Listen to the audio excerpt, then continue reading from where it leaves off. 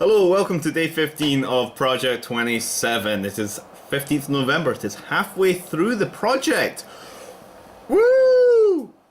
I'm going to talk to you today about something that actually affects me as a person, as well as me, you know.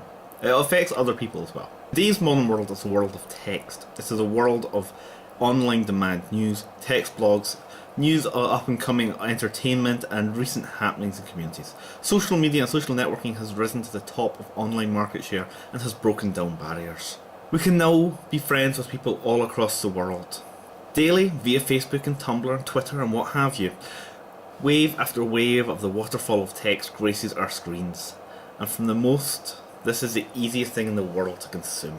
For others, it can be difficult, a chore at best and a painful struggle at worst. For a dyslexic, surfing the World Wide Web can sometimes feel like being in a rowboat trying to cross a lake, one arm tied behind your back. It's hard, painful, and slow going.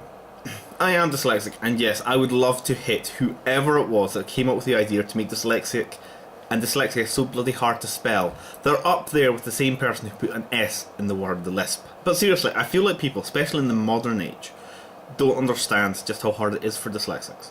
For one, our disability is not noticeable. It's not visible from the get-go. We look normal. It takes a person to actually understand that just because we look normal, and then we are in fact not the same. Just because you find something easy doesn't mean that we can do it, or at least not in the same way. For most of the internet, or at least the internet we see, writes and types in English, and because this is often the first and only way people interact with each other, people make snap judgments on the words they see. To put your best foot forward in the modern age is to put the best use of language out there, and that can be rather hard if every third word you type is spelt so badly that not even a Google search can give you the correct spelling. Every dyslexic and even some non-dyslexics are familiar with the internet's ability to disregard an argument simply based on a single spelling mistake. To do so is not safeguarding the English language. It's not showing a proper and good standard of education. What it is shutting someone down. It's taking power away from someone who's trying to have their say. It's robbing them of their voice.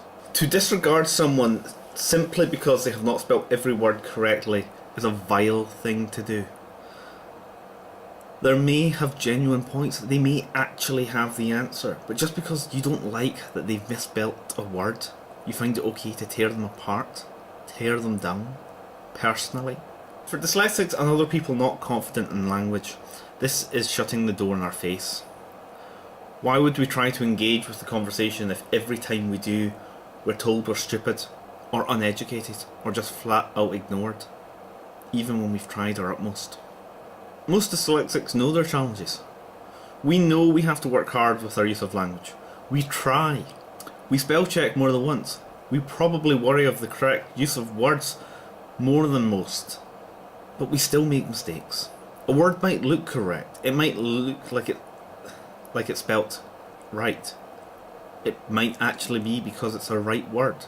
It's a real word, spelt correctly, but just not the word that's meant to be in that sentence. I remember once, back in high school, I was writing an essay for a history class, where I wrote that shoulders went over the top, not soldiers. Even though I was technically correct. So please, the next time you see a text post that has some spelling mistakes, do not judge us on that, but the content of the post, the context of what it is saying.